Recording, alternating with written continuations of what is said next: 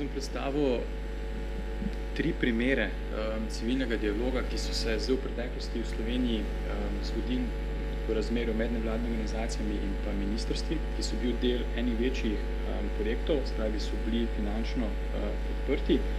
Želel pa s temi predstavitvami pokazati mogoče na ta del konvencionalne participacije, kako pride do partnerstva, projektnega partnerstva med ministrstvom na nekem področju in pa nevladnimi organizacijami in se potem za namen nekega oblikovanja politike, javne razprav, doseganja nekih rezultatov uporabljajo tudi tehnologije. Svaj, kako se potem internet uporablja kot orodje dodatno za vključevanje javnosti. Predstavljam 3 primere. Prvi primer je sooblikovanje sistemske ureditve prostovoljstva, drugi primer so podnebni posveti in razprave, to smo sodelovali tudi z Mileno iz Regionalnega centra za okolje. In pa tretji primer je pa zadnji primer, projekt Več Evrope, Več Slovenije, kjer je prišlo pa sodelovanje z Ministrstvom za zunanje zadeve, Darja je tudi tam med nami. Jaz sem dal namenoma zraven tudi letnice, ker boste videli za vsako predstavitev, kako se je ta razvoj tehnologije tudi razvijal, kako smo v teh prvih projektih na začetku smo imeli drugačne orodja, kot pa čisto na koncu pri Več Evrope, Več Slovenije, da tudi pokažem to mogoče ima eno zgodovinsko perspektivo. Zdaj, kar se tiče, in vse te strani so dostopne na spletu, so arhivirane, zato ker imamo mi, smo kot inštitut za elektronsko participacijo kot partner in se še naprej vzdržujemo arhiv teh strani z vidika transparentnosti in kot neke primere, kaj smo dosegli in tudi mogoče za naprej, da se lahko učimo na nekih rezultatih in pa izkušnjah. Če kar pokažem spletno stran za prvi primer, so oblikovanje sistemske ureditve prostovoljstva. To je bil kar en dolgotrajen proces, ki se je zgodil v partnerstvo. Zdaj ne me držati za besedo, ne vem točno, katera ministrstva so bila takrat, 2010, ko to se spreminja, ampak med ministrstvom, ki je bilo prostojno za to področje in pa med mrežo prostovoljskih nevladnih organizacij, so vodili en civilni dialog, ki je šlo dejansko od izhodišč priprave zakona o prostovoljstvu. Spravi, to področje je bilo takrat še nepokrito in je imelo kup enih problemov takrat, kako izvajati prostovoljstvo, kakšni so standardi, kako zaščititi prostovoljce.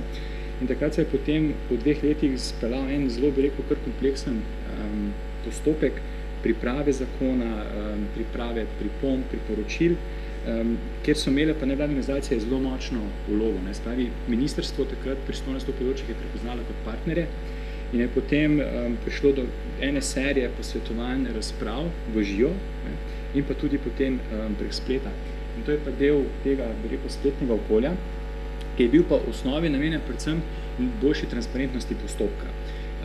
Bil je tudi ta interaktivni vidik, ki ga bomo kasneje predstavil, pa takrat je bilo predvsem to, da se dajo na splet predlogi zakonodaje, da se opiše postopek, kateri mesec se kaj predstavlja, kje, kdo je vabljen, da so tudi potem možnosti kontakta, se pravi, predvsem to je šlo za mrežo prostovoljskih nevladnih organizacij, kam se lahko zainteresirani obrnejo in posredujejo svoje komentarje. In to kaže ta prva stran.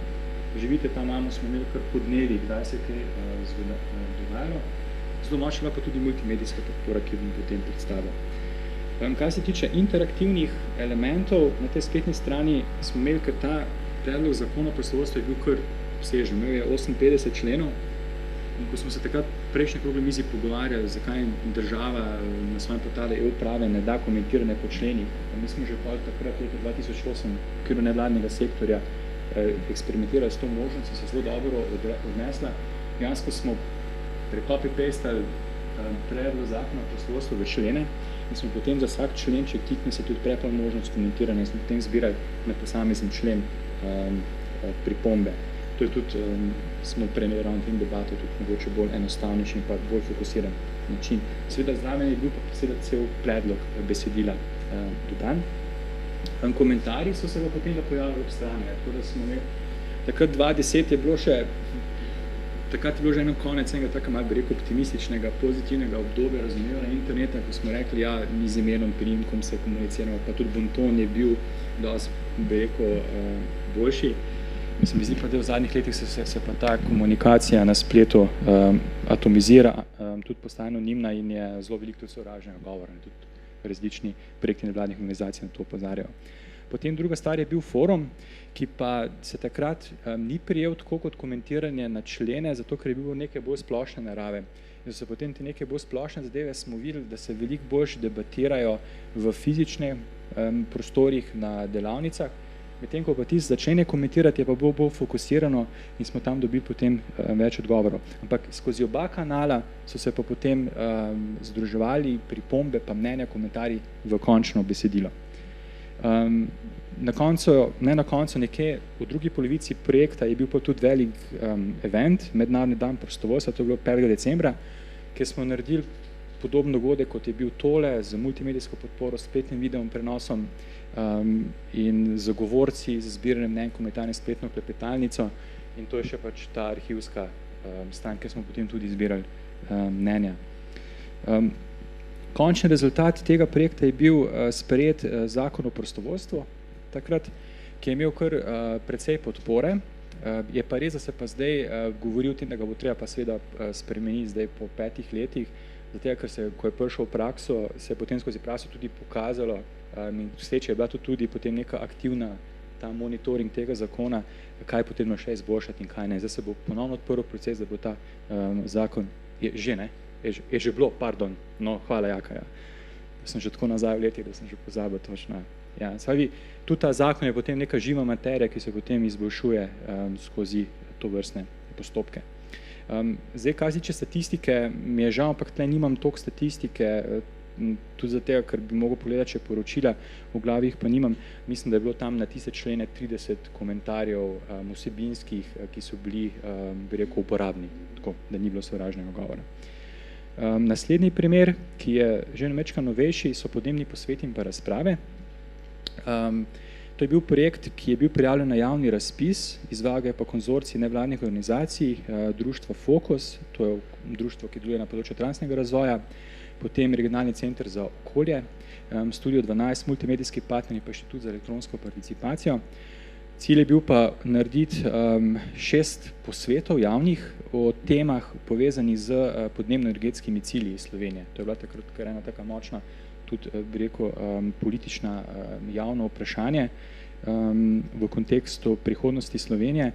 In tudi v tem, podobno kot takrat s prostovoljstvom, so bile narejeni javni posveti, razprave in pa spletna podpora z vidika multimedij in pa participacije. Tukaj lahko povem več podatkov. Se pravi, za vsak posvet sem naredil priporočilo za odločevalce na osnovi inputov zainteresiranih javnostih, ki smo izbirali tako v živo in pa prek spleta. Spletno stran je obiskovalo, to so unique useri, se pravi, tisti posamezni obiskovalci, skoraj 5000 obiskovalcev obiskalo spletne strani projekta, ker so bile vse podatki gor v procesu, 2600 ljudi obiskalo forum, 103 so pa aktivno sodelovali v razpravah. To meni, da so tudi dali svoje komentarje na ta priporočila. To je zopet spletna stran, ki je arhivirana, sreči še vedno dostopna. Tudi tle vidite, da je šlo zelo bil ta narejena v smislu vključevanja, sodeluj, sprašuj, glej, prosto dostopna stran z vsemi podatki, tudi najavami dogodkov, z programi, z udeleženci. Imeli smo tudi potem Facebook skupino, takrat je imela 440, potem je prišel do novega projekta, sicer, ki ni bil vključen v smislu e-participacije, ampak je še potem naprej ta znamka Slovenija znižuje CO2, v katerega je potekal ta proces še naprej živela, zdaj mislim, da ima že več všečkov. Potem tudi arhiv celotnih videoposnetkov, se pravi, zelo pomembno to, da se zadeve snemajo. Včasih je zelo fajn pogledati, kdo kaj je rekel, če prije do kakšnih potem argumentiranih razprav. To je vse še dostopno na spletu, vse še da danes pogledati, čeprav zdaj mislim počas 5-6 let od tega. Se pravi, Facebook sem rekel, tudi Facebook je bil taka zanimiva zadeva, ker smo preko njega poskušali takrat tudi delati spletne razprave. Poskusno smo odpirali teme, enega večjega odziva ni bilo, takrat je še vedno nekako ti spletni forum je še največ privabil te interakcije, tako da je bil pa Facebook predvsem namenjen temu kot dodatni kanal informiranja ciljnih javnosti, ki so mogoče bolj doma na Facebooku in jim je ta način prejemanja informacij prijaznejši. Kaj smo, tu pa že lahko govorimo o nekih spoznanjih, ker smo tudi potem se tudi z Rekom pa s Fokusom smo se pogovarjali o rezultatih. Mi smo bili na koncu večkrat malo razočarani zaradi odziva, ne, če se prav spomnim, pa tudi tistega pravega učinka, ko ga kot nevladna organizacija pričakuješ, če se zgodi takšen proces. Predvsem smo opazili, da je zelo pomembna ta politična in pa pravna podpora, ne, tem projektom, pa ne zdaj na ravni administracije, ampak na tej visoki politični ravni, na ravni ministrov, ne, za te projekte, da potem lahko pride do čim boljšega učinka sodelovanja javnosti na končne dokumente. Dostikrat smo imeli tudi probleme z budžetom, se pravi, javnofinančna sredstva za to vrsten tip projektov so bila zelo omejena. Ni enostavno organizirati dogodke, spletno podporo, vozi takšne kompleksne projekte, pa ne zdaj za tega, ker je mogoče več partnerjev, ampak ker gre tudi potem za neko javno prepoznavnost, komunikacija z mediji, komunikacija prek spleta in če res hočeš imeti javno posvetovanje, javno v tistem pravem pomenu besede, je tle treba dostikrat angažirati tudi potrebna finančna sredstva. Potem smo tudi takrat opazili neko nizko stopnjo zaupanja javnosti v odločevalske postopke, predvsem ta okoljska politična arena, čeprav imamo v Sloveniji kar močne okoljske nevladne organizacije, ampak dostikrat je prišlo tudi v preteklosti do enega izigravanja, ne, nekega nezaupanja in potem, ko se to parkrat ponovi, v smislu nekih obljub, upoštevanja predlogov, potem pa vidimo, da so čisto drugi dokumenti v zadnji, potem se oblikuje nek tak mogoče en vtis enega nezaupanja, ki jo potem spremlja vsakeč znova, ko odpreš nek proces posvetovanja, tako smo prej tudi slišali, se strategije nič ne pomenijo, so brez veze, da se bo predal, vlada se bo zamenjala in potem imaš takoj neko breme dodatno iz preteklosti, ki obremenjuje nek čist nov projekt, neko novo inicijativo, ki mora za nazaj potem jo upoštevati. Ne. Tudi mi dostikrat govorimo, koliko je participacija pomembna, to je res, ampak se pa tudi potem ne zavedamo, da so ti standardi participacije včasih mogoče previsoko nastavljeni. Res, demokratično sodelovanje je v praksi zelo težko uresničiti, zelo tudi malo samokritičen, tudi nevladne organizacije težko sledimo tem standardom, tem idealnim modelom participativne demokracije v praksi, zato je vedno treba imeti zadevo narejeno, proces tako odprt, da se lahko po potrebi, ne, pa ne, da se zmanjšujejo standardi, ampak da akterji, ki so v tem procesu, se skupaj razumejo o pravilih igre, ne, ki potem ustrezajo, vsem jih tudi potem upoštevajo ta pravila, da potem soodgovorno izpeljujejo ta proces. Ni treba imeti za nek model že naprej narejen, ampak da se potem sproti vidimo, kaj je tista pot do cilja. Cilj mora biti pa seveda jasen. Ne. In pa tudi problem teh projektov, to so projekti, ki trajajo mogoče, ste videli, leto, dve, ko se projekt zaključi, je konc. Sicer mogoče se dosežejo cilji, ampak proces participacije na nekem političnem področju naj bil nek način permanenten. Ne. Skozi rabimo to kulturo sodelovanja in ko se en tak projekt zapre, če imamo hrane vsaj z 15 strani, pa da vemo, kaj se je zgodilo. Če teh 15 strani ne bi bilo, bi se samo po nekem zgodovinskem spominu brskali, kaj smo se pogovarjali, kakšni so bili rezultati. Ne. To zdaj še pa zadnji projekt predstavim, Več Evrope, več Slovenije. To je bil pa tak prvi projekt, ker je prišlo do, jaz sem zelo vesel, da je prišlo tega projekta, ker se je dejansko odprlo področje zunanje politike. Ne. Zunanja politika kot policy je tradicionalno zaprta za participacijo javnosti, ker imajo roko čez politične stranke, pa stroka, ne.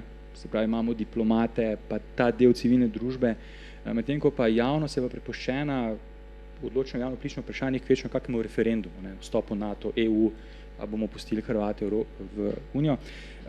Tu je pa Ministrstvo za zunanje zadeve se mi zdi odprlo neko novo prakso s komunikacije z javnostjo, tudi zato, ker na področju evropskih zadev, tudi vemo, da evropske zadeve so eno polje, če pogledamo samo volilno udeležbo na Evropski parlament, ni nekaj, kar bi slovenske državljane hudo zanimalo.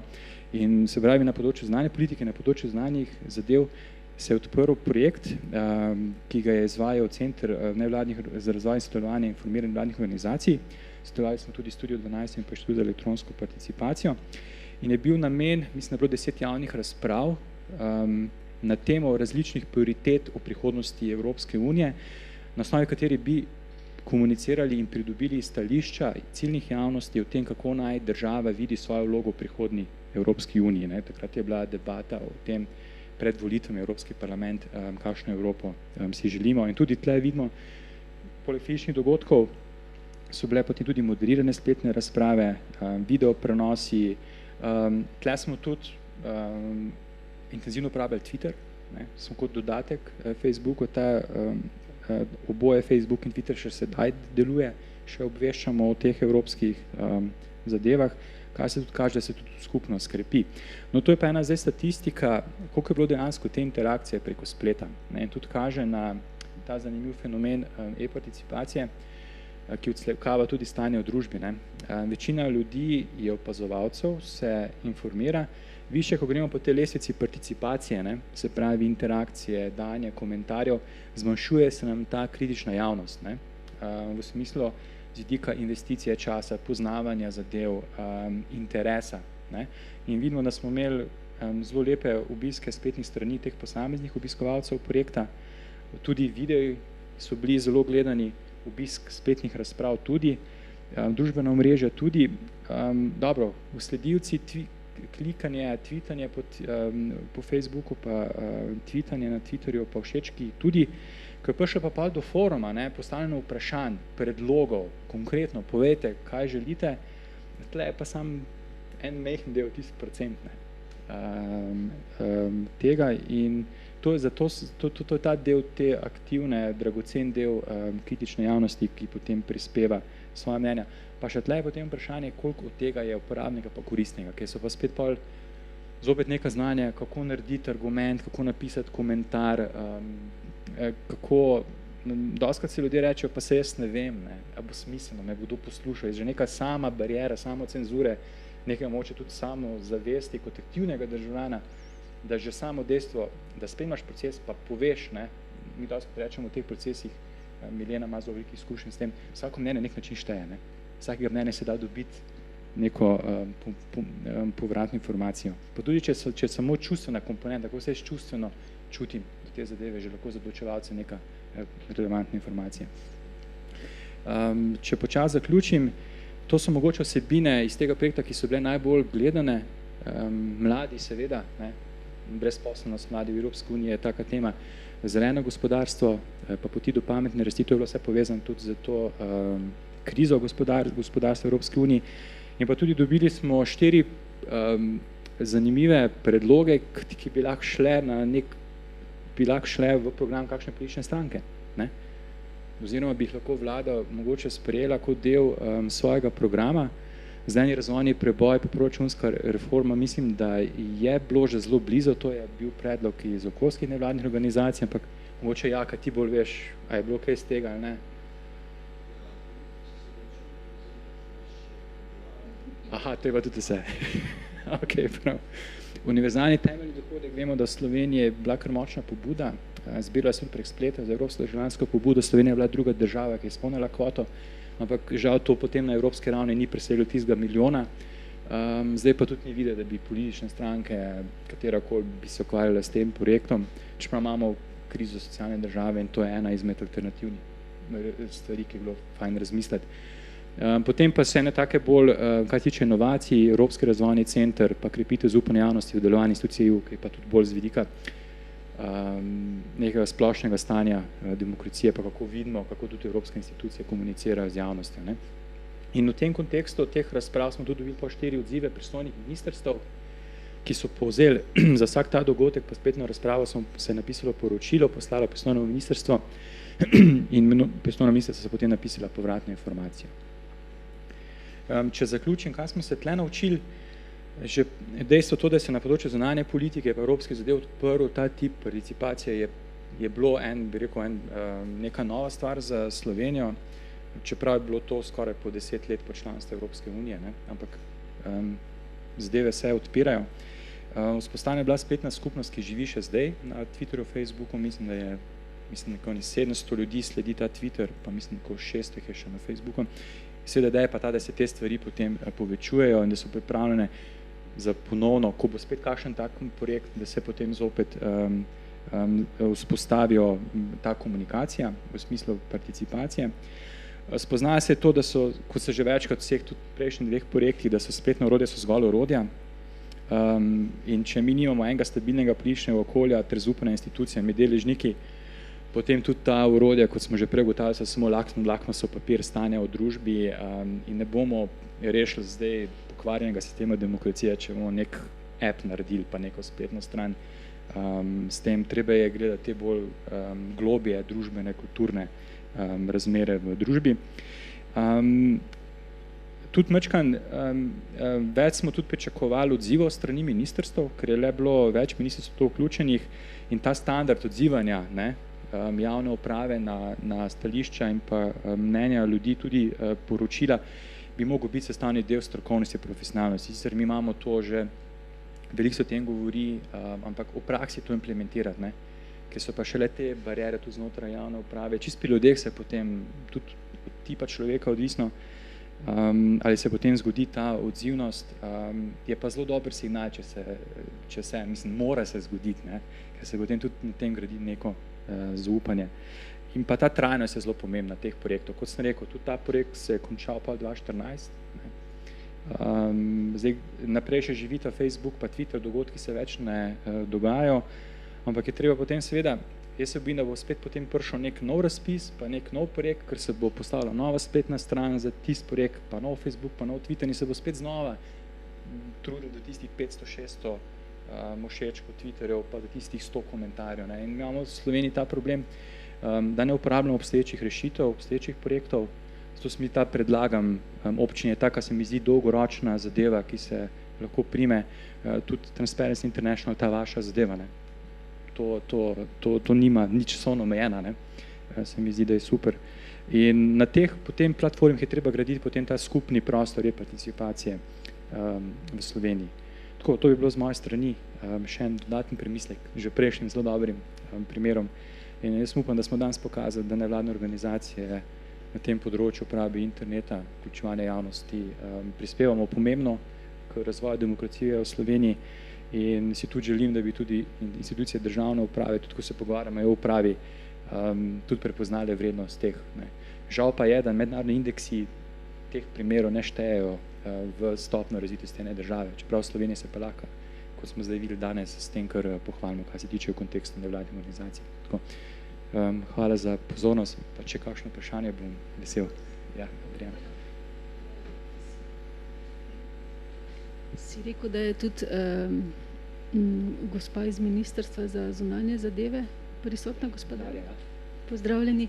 Jaz bi z veseljem močno pohvalila to pobudo, ki ste imeli evropsko med 2013 in 2014, zato ker sem recimo sodelovala tudi pri drugih takih evropskih javnih razpravah in moram reči, da je ta slovenska za moje pojme bila ena izmed bolj, če ne celo najbolj integriranih, resnično tudi zelo dobro peljanih v analitičnem smislu, da je potem pobrala iz teh različnih kanalov pripombe.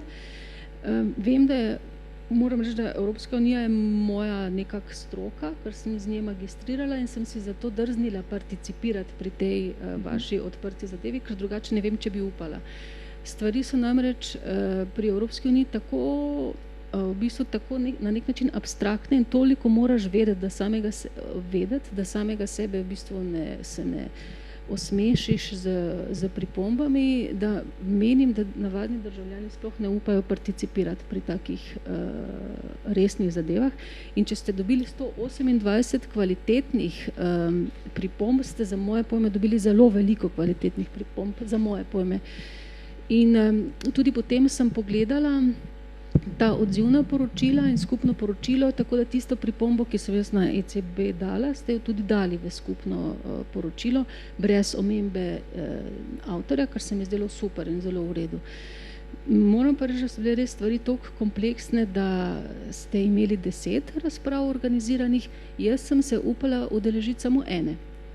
Torej aktivno, ostale sem pa malo gledala, kaj dogaja, ker se nisem čutila dovolj kompetentno, da bi posegala v razpravo.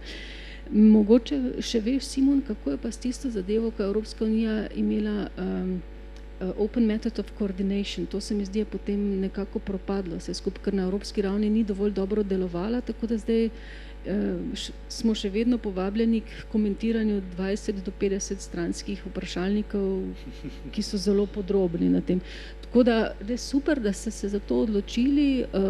V mednarodnem merilu ne najdeš toliko res tako dobrih razprav, kot je bila tale organizacija tukaj.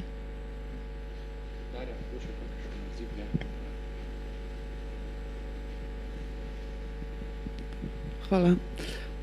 Ja, kot rečeno, jaz prihajam iz Direktorata za bilateralo in evropske zadeve v zunanjem ministrstvu. V bistvu sem pa uslužbenka nekdanje službe za evropske zadeve, ki je prešla pred par leti v organizacijski okvir zunanjega ministrstva. Simon, ti si rekel, da te veseli, da se je pač odprla javna razprava na področju zunanje politike.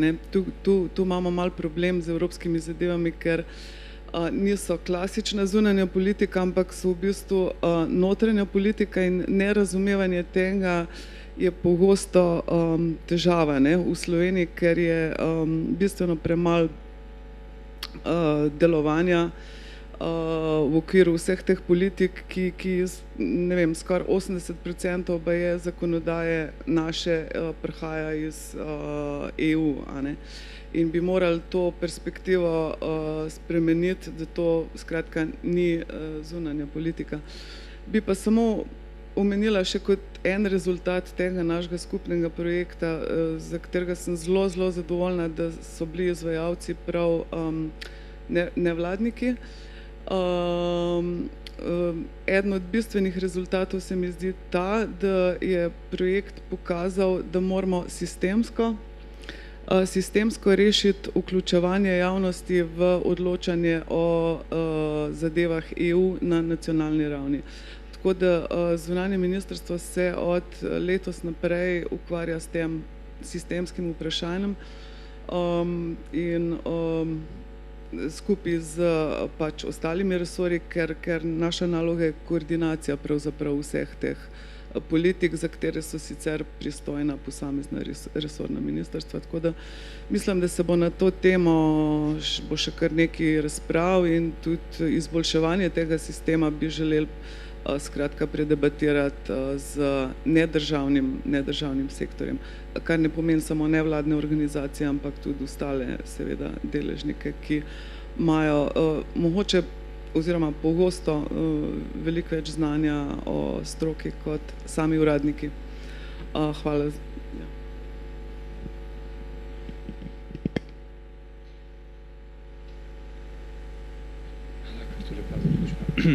Prav, še enkrat najlepša hvala vsem, če ni več vprašanj. Najlepša hvala vsem panelistom za te predstavitve primerov nevladnih organizacij, projektov na področju e-udeležbe.